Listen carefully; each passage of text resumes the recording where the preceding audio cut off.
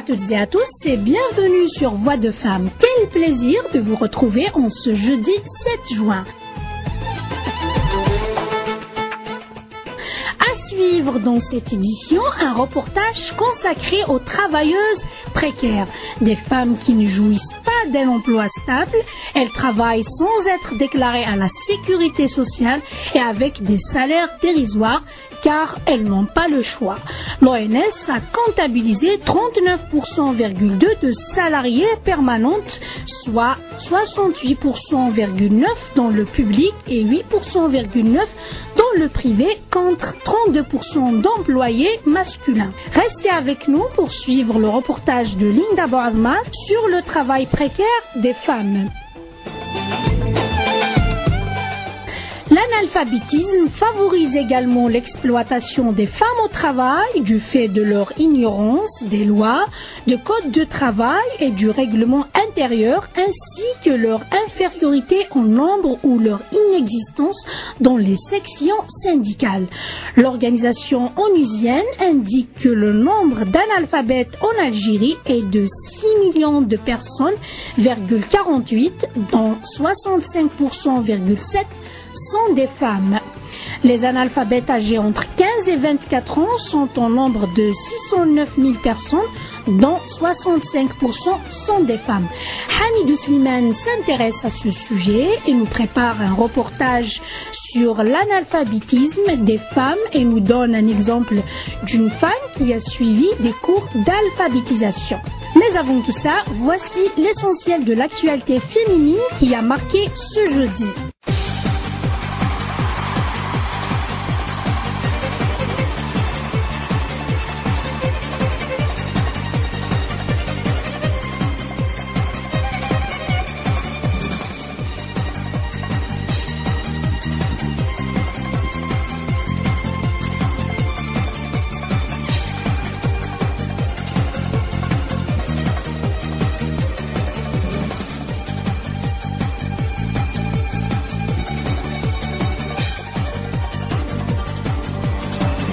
Quelques 49 femmes détenues sur 2301 ont entamé dimanche les épreuves du baccalauréat qui prendront fin aujourd'hui, jeudi 7 juin, dans 32 centres répartis à travers tout le territoire national, a-t-on appris auprès de la Direction générale de l'administration pénitentiaire et de la réinsertion.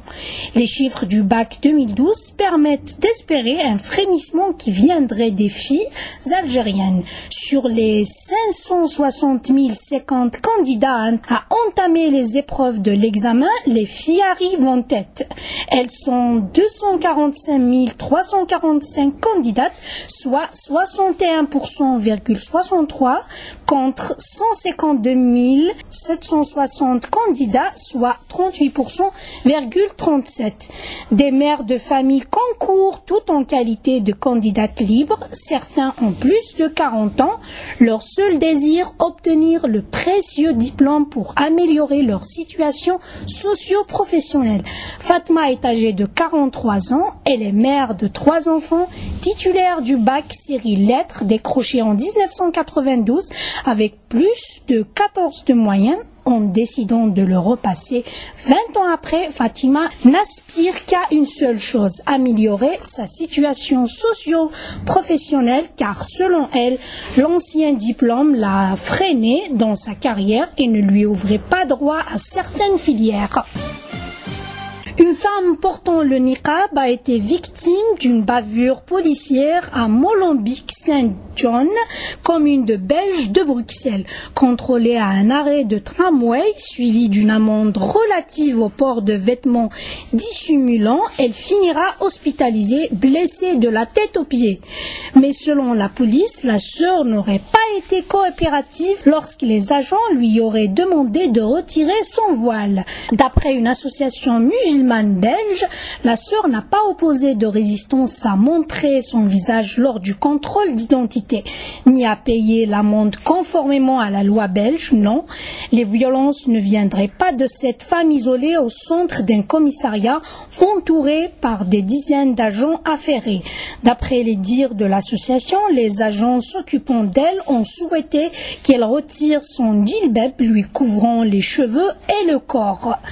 Elle s'y est refusée. Les agents se seraient alors acharnés à tirer sur l'envoile l'enveloppant. Et c'est là qu'elle aurait tenté de se défendre et aurait bel et bien asséné un coup de tête à un agent. D'après les dires de l'association, son niqab était en lambeaux et elle aurait été transportée à l'hôpital dans un état critique étant cardiaque. Cette affaire a entraîné un rassemblement de contestation devant les locaux du commissariat. Ces femmes vivent cette loi d'un autre point de vue, ayant complètement bouleversé leur quotidien. Une chasse aux sorcières, une atteinte à leur liberté d'aller et venir, ou bon leur semble une atteinte à leur liberté d'expression et de pensée.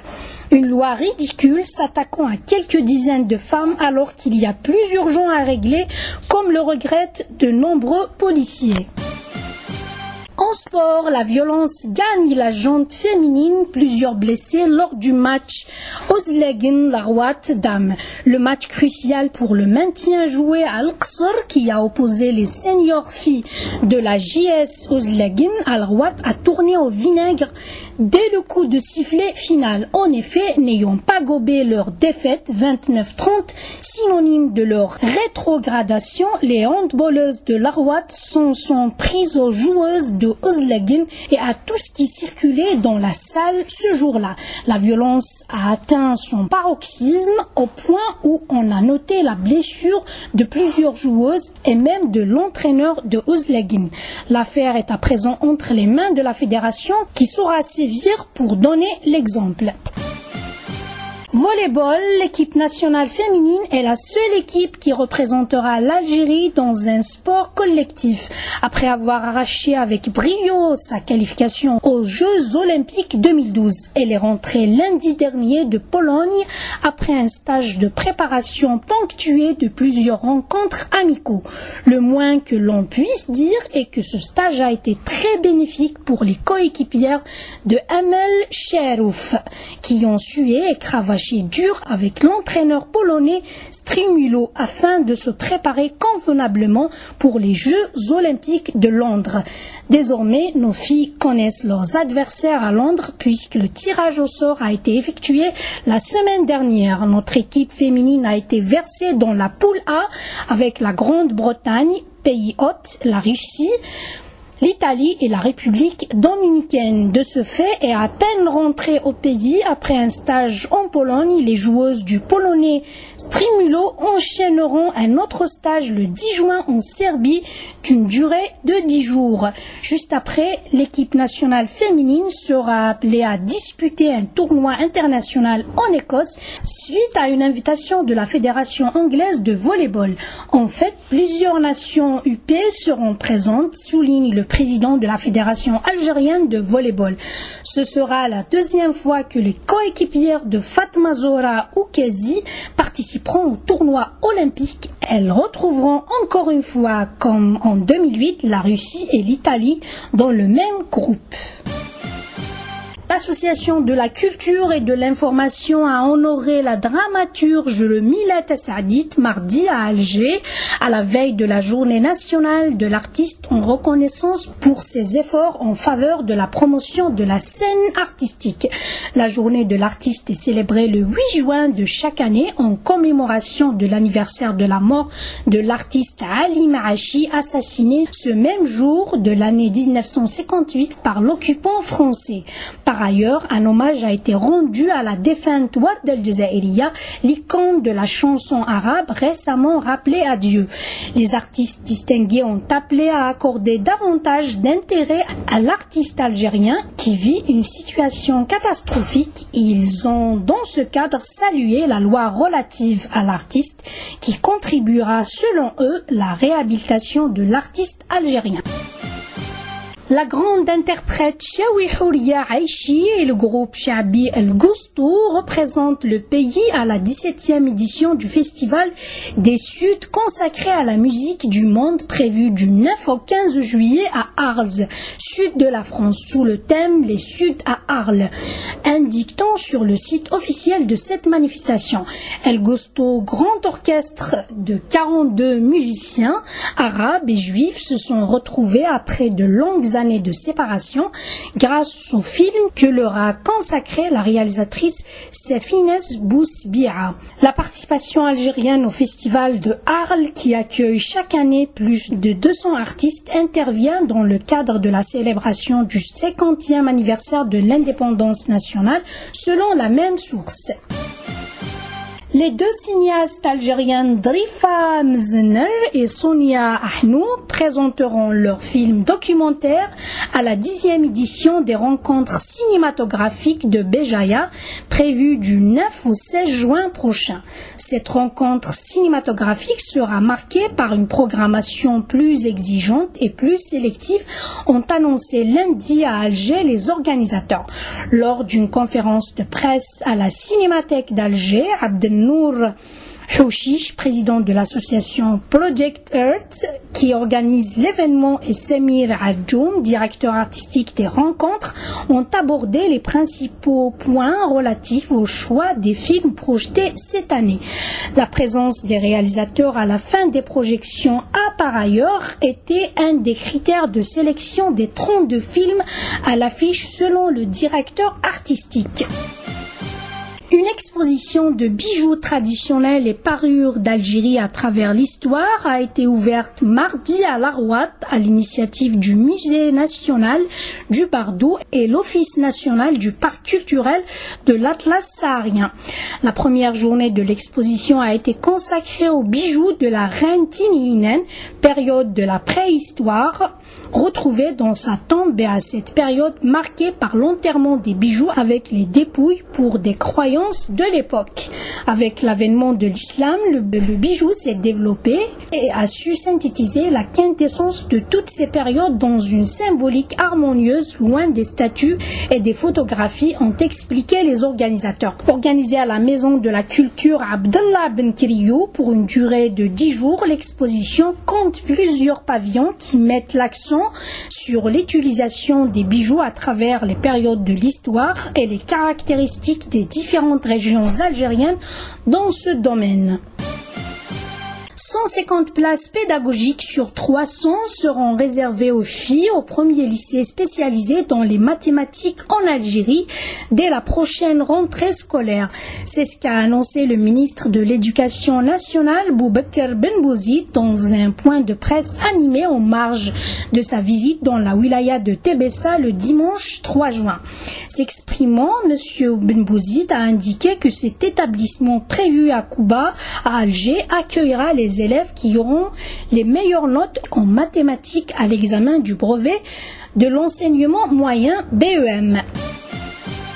Un organisme gouvernemental japonais impliqué dans la recherche sur l'énergie nucléaire a présenté des excuses pour avoir comparé les phénomènes entourant la radioactivité à ceux relatifs à une femme se querellant avec son époux. L'agence japonaise de l'énergie atomique a supprimé de son site internet une page sur laquelle elle expliquait la différence entre les matières radioactives, la radioactivité et les radiations par une analogie avec une femme en colère. Par le biais d'illustrations, l'explication consistait à dire que les hurlements de la femme pouvaient être assimilés aux radiations, son état de nervosité à la radioactivité et la femme en colère elle-même à un matériau radioactif.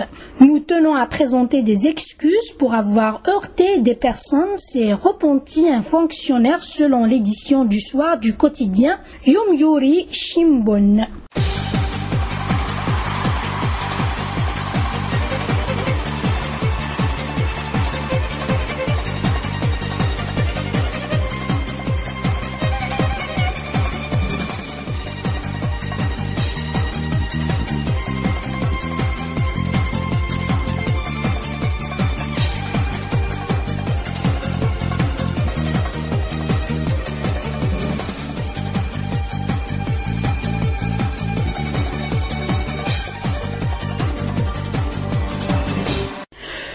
cumul des emplois permanents dans le privé, la frilosité des patrons à déclarer leurs employés à la sécurité sociale et le problème récurrent du chômage sont autant de facteurs qui accroissent l'instabilité du monde du travail en Algérie. Les femmes sont à peine plus nombreuses à jouir d'un emploi stable. Elles sont exploitées, elles travaillent sans être déclarées à la sécurité sociale et avec des salaires dérisoires car elles n'ont pas le choix. Linda Bouadma a rencontré certaines de ces femmes travailleuses précaires. Écoutez son reportage. Feriel, 22 ans, et Mariam, 25 ans, sont bachelières toutes les deux. Elles sont vendeuses dans un magasin de prêt-à-porter à Alger. Elles touchent 17 000 dinars par mois et travaillent toute la journée, 6 jours sur 7. Elles se sentent exploitées, mais elles n'ont pas le choix. أنا pour le moment vendeuse. Niveau bac, la branche espagnole. وحوستي خدمة؟ وين حوستي؟ Partout. Ou les CV partout. شحال تخلصي فوندوز؟ 17. بس ماشي واش تعرقي واش تخدمي. كاين وكاين. جي انا تيرمينال عندي مون باك بصح راني نخدم فوندوز دوكا حنا كي نخدموا وما يحبوا يحقروا النساء يخدموهم فوندوز يحرطوا عليهم مي بابا وكان يجيه راجل يخدموا هنايا ما يديرلوش واش يديرلو لا فام الاكسبتو دير لها واش دير لها الاكسبت مي ما عندناش مالغا يقولوا لك عندك حقوق عندك بصح ما كان والو. Vous êtes déclarée? عندك la sécurité sociale? عندي مالغري ماشي خدمه اللي راني حابتها ماشي على حساب النيفو ديالي عندي تيرمينال قريت في لافاك كملت مي ما كاش خدمه وين نروح قالونا لا كارت بلو رحنا لا كارت بلو واش يقولوا لك ما كاش مازال وكذا وما في الصالير في لا كارت بلو يعطوك مليون تروحي تخدمي في كاش في لاميري زعما صافي يخلصوك مليون 800 واش تخدمي je vois pas نايا. Hanan est journaliste depuis près de 10 ans. Ses débuts dans le métier étaient très difficiles. Salaire humiliant et conditions incommodes. Non, j'ai pas déclaré puisque pour moi sur l'insan لازم يربح déjà l'expérience. Déjà qu'il met son pied, il réclame. Ça a duré combien de temps à 2000 dinars? 2 ans. Vous avez quitté ou là qu'est-ce qui s'est passé? Non, journal غلق. Et ensuite? Où j'étais reporter, photographe, journaliste. C'est-à-dire fait le risque. Au bout de 2 ans, ou la deuxième année, est-ce que vous avez commencé à réclamer ou là rien du tout? Là, j'ai pas réclamé. J'étais غلق الجورنال شغل دنوبي. ومن بعد bon, il s'est بدأ يلقى خدمة stable dans des journaux. ومن بعد أنا je voulais changer de journal puisque bon, même ربحت دراهم ربحت l'expérience وربحت اسم. Donc les journaux بداو يعيطوا. ومن بعد رحت un peu partout كاين الأحرار رحت المساء كتبت ثاني كولابوراتريس في الثقافي رحت الأجواء ثاني pendant 3 ans هكذاك ومن بعد تيكلا تري بين. وفي الأجواء شحال كان يخلصك؟ تما اللي بدات الحالة تسقم 14 صافا تسمى 2000 دينار 14 صافا. نو الأجواء ما يديكلاريش يخلص منيح مي ما يديكلاريكش. Mais vous travaillez combien d'heures par jour? Bon, vous oblige تحطي un article وتقعدي حتى للربعة. أنا pour moi un journaliste يقعد حتى الربعة صون rien. Un journaliste حسبوا بالبابي تاعو حسبوا بلا ماتير ديالو هذا واش تحسبوا. يقدر يخرج يومين يولي لك بان روبورتاج ثقيل صافي دير كو خدم. حنا نو هنايا شغل يحاسبك راك قاعد. Et dans quelles conditions de travail? عندكم des bureaux, عندكم de l'espace. Une salle de rédaction فيها les micros insuffisants. Alors les micros ضربوا ولا صباح ربي لازم كي تنوضي ديجا تبروغرامي مخك لازم تنوض بكري باش تلحق بكري باش تحكم الميكرو باش يصح لك تكتب. Est-ce qu'ils vous donnaient des frais de mission? Est-ce qu'ils vous prenaient en charge? Jamais même quand on خرجوا mission hors wilaya on n'a pas هذوك les primes de voyage ولا les primes de mission والو كلش من عندك. إلا pas هذيك la mission à part l'institution اللي بعثتك une institution باينه وخلصت elle vous prend en charge avec c'est autre chose. Ça vous est arrivé de payer l'hôtel de votre poche? Oui, 2 fois. Dans quel type d'hôtel? La basse classe. Mais قد ما نكبروا نشوفوا بلي الحاله سي باسا. المهم شغل كاين دي جورناليست يشكوا للان يقول لك ندخلوا كوم دي ستاجير يديكلاريو ميم في لي زور دو ميسيون عندهم ان ديفو كي تدخل ستاجير يحط لك ستاجير. Stagiaire, c'est-à-dire que tu n'es pas protégé. Yamina est plus âgée, 55 ans, et mère de 7 enfants. Son époux est à la retraite et sa pension est dérisoire. Elle a dû chercher du travail pour subvenir aux besoins de sa famille. Elle est femme de ménage sans aucune assurance sociale. قريت ما قريتش بزاف بصح قريت شويه. شحال من دار عندك تخدمي فيها؟ عندي زوج. يخلصوك مليح؟ شوية خلصوني من معيشة غالية. وتخدمي نهار كامل سمانة كاملة كيفاش تخدمي؟ نخدم يومين ونريح نهار، نخدم 3 أيام ونريح، صديقة. شحال تربحي هكذاك في الشهر يمينة؟ ساعات نكون 500، ساعات ندير 800 ساعات، كاين ما نصرفهمش، ماشي بزاف في الصيف ماشي بزاف. وراجلك؟ راجلي وتخيتي. وقبل ما تخرجي تخدمي عند الناس وين خدمتي؟ هاللي كشتو هو الشركة تاعو بدات بريفي وبدا هكذاك ما يخلصهمش والاخر، بديت نعجل المطلوع ونبيع نورمال. وشحال كنتي تصوري؟ ماشي بزاف. ماشي بزاف، كي نبيع المطلوع قسما نشيلهم فطور نشيلهم عشاء، هذا كان ديباني ذاك النهار. ومن بعد مور المطلوع واش درتي؟ مور المطلوع حكم سوسيال، ما خدمتش بزاف سوسيال. شحال؟ 1 العامين هكذاك سوسيال. شحال كانوا يخلصوك؟ 280 في الشهر. ايه واش من عام هكذاك؟ قولي عام 99 2000 هكاك، ماشي مرسميني تاع البلديه، عييت نجري قالوا لي انت كبيره، ما رسمونيش. كنتي تخدمي وين؟ في مسيد ولا في شركه؟ مسيد فام دو ميناج. اي فام دو ميناج، الاقسام نسيقهم ومن بعد ما ساعدكش الحال حبستي؟ وما حبسوني، قالوا لي انت كبيره، يحبسوني ما لقيت ما ندير. عييت نجي البلديه، عييت واحد ما فهمني، كل واحد يقول انت عندك راجلك ما لازمش تخدمي. ايه شوفي الحقره كيفاش، اللي عندها راجلها ما تعاونش. كانوا يخلصوا عليك لا سيكوريتي سوسيال؟ ما عنديش لاسورونس، ما عنديش. كي كنتي تخدمي ودرك عندك؟ نورمال ما عنديش دوكا كيف ما كان نداوي هكا ونشري دواء نورمال، دواء نشريه ما نشري، لا كانوا حاضرين دراهم نشري ما كاش راني قاعده نستنى. وكيفاش ديري في الكونجي؟ يخلصوك كي ما تخدميش؟ كي ما نخدمش ما يخلصونيش. Bien sûr. Sonia a plusieurs diplômes dans les filières commerciales. Faute de trouver mieux, elle a dû accepter le poste d'assistante dans une école privée de formation professionnelle sous contrat annuel renouvelable. Elle n'a pas le choix. Il faut bien élever sa petite fille. Je suis diplômée en commerce international, j'ai un TS en commerce international, j'ai un début d'ingénieur technico-commercial et je travaille comme étant assistante dans l'école New Format. Je travaille avec un contrat d'une année. Et renouvelable. Chaque année, on renouvelle notre contrat. Je suis déclarée au niveau de la CNAS. Si j'ai un problème de maladie ou là, au moins je suis assurée. Les frais de cas, ils sont chers dehors. J'ai ma fille qui a un début d'asthme et tout ça. Donc, sans l'assurance, je ne peux pas rembourser. Tout est cher. Pour le salaire, j'ai le SMIC. J'ai 18 000. La directrice, elle me donne directement la PTF. Ailleurs, c'est plus près de chez moi et les moyens de transport sont difficiles. Il faut sortir très tôt pour avoir un taxi ou là pour prendre le bus pour arriver à l'endroit où on travaille. Surtout si on travaille à 8h du matin, il faut sortir à 6h30, 7h moins quart. L'organisation onusienne indique que le nombre d'analphabètes en Algérie est de 6 millions de personnes, 48, dont 65,7% sont des femmes. Les analphabètes âgés entre 15 et 24 ans sont au nombre de 609 000 personnes, dont 65% sont des femmes.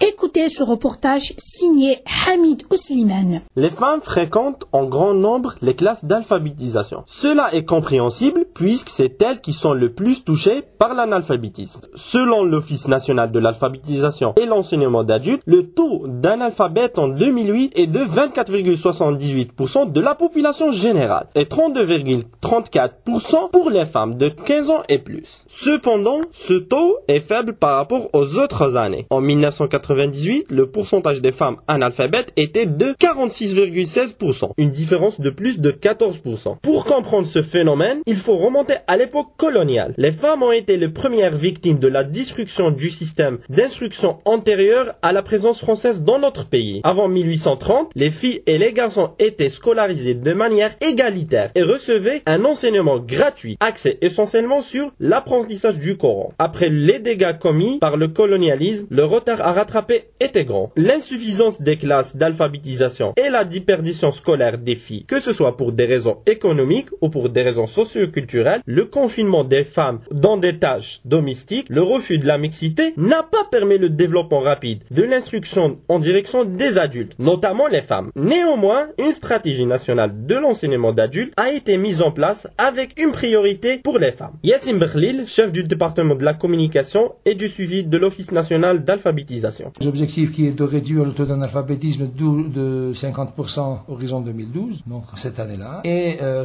l'éradication de l'analphabétisme en 2016. Pour ce qui est des priorités données par la stratégie nationale, vu le taux d'analphabétisme chez la femme qui est élevé, donc priorité à la femme et jeune fille, le taux est des 2/3, donc nous avons plus de 60% de femmes analphabètes, aussi des zones rurales où le taux d'analphabétisme est élevé. Donc la priorité donc à cette population des zones rurales, donc femmes et zones rurales, et en plus nous accordons une priorité donc aux personnes âgées entre 16 et 49 ans. Donc c'est une frange d'âge de production, c'est une frange d'âge qui participe au développement économique, politique et social de la société algérienne. Quels sont les programmes et les projets que vous avez réalisés spécialement pour la femme?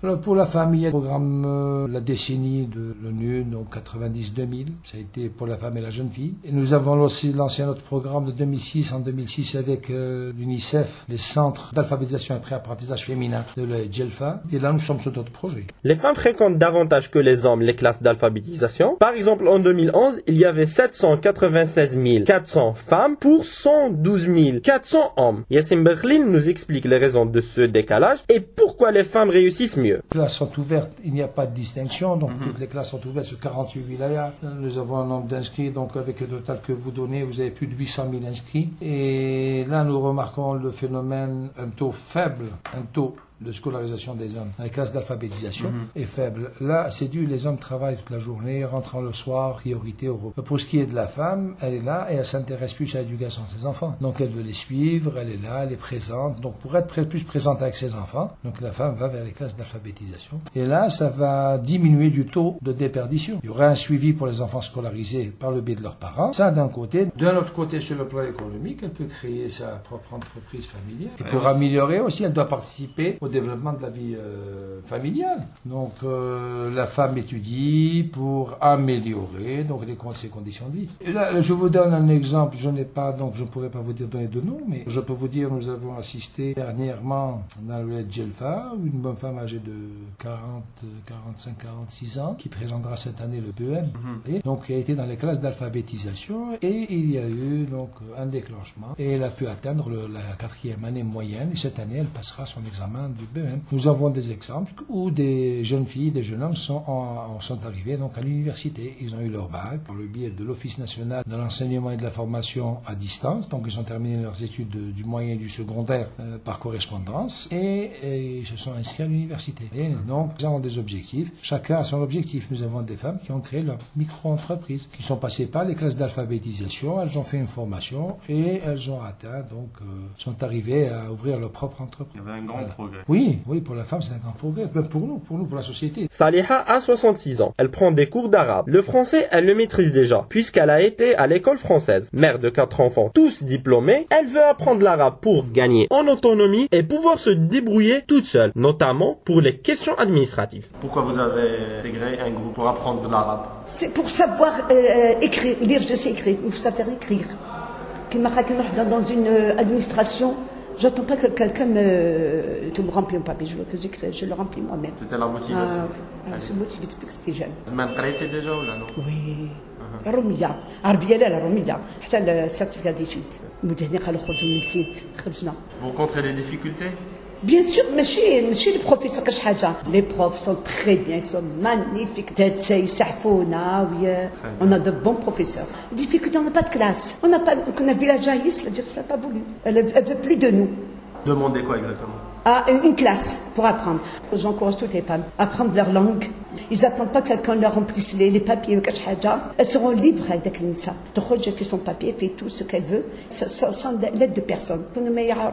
Ils sont comme des handicapés. Ils attendent que quelqu'un leur remplisse leur papier. J'aime remplir moi-même mon papier. Et je suis pour une femme qui apprend. Enfin, une femme qui est instruite, elle est bien envers son mari, ses enfants, tout le monde la respecte. Une femme alphabétique, elle est faible.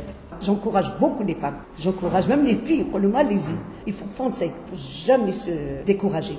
Savoir lire et écrire nous permet de mieux comprendre le monde dans lequel nous vivons, nous ouvre les portes des libertés, nous donne plus de chances d'accéder à un travail, à une vie meilleure. Une société ne peut se développer que si ces femmes et ces hommes maîtrisent équitablement l'outil du savoir.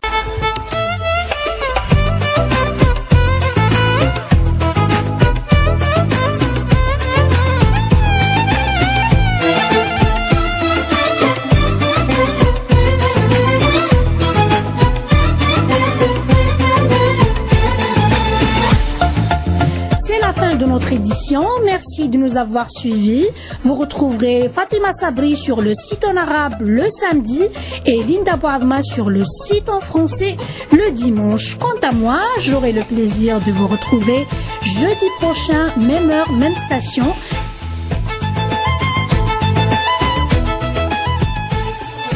Soyez fidèles à nos programmes. Je vous souhaite de passer un excellent week-end.